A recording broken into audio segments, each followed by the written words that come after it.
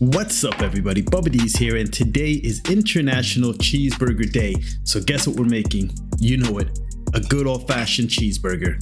So what you're gonna need for this recipe is 1 pound of ground beef, some black pepper, some salt, some onion powder, some parsley, some smoked paprika, some ketchup, and hoisin sauce.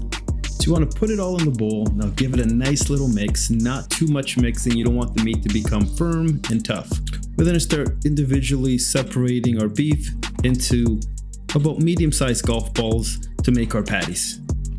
Now 1 pound of ground beef will make about 4 reasonably sized hamburgers. Now always keep in mind when you're making fresh hamburgers that they will shrink, so you want to make them a little bit bigger because they will become smaller when you cook them. The chopping board that I'm using is brought to you by Ely Homes. I will link all the details in the description. So let's get our hot pan out. Let's turn on the heat, put a little bit of butter in there, make sure it's nice and hot. You can hear that sizzle. We want to get a nice little crust on our hamburgers before we flip them. Once you flip them, reduce the heat, put a lid on it so it can cook thoroughly.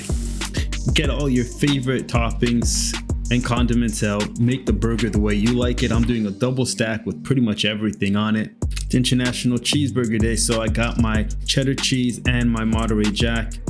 Gotta love it. Hey, make sure you subscribe to the channel. I'll see you guys next time. Let's keep on eating. International Cheeseburger Day. So cheers to you. Stay safe. See you next time.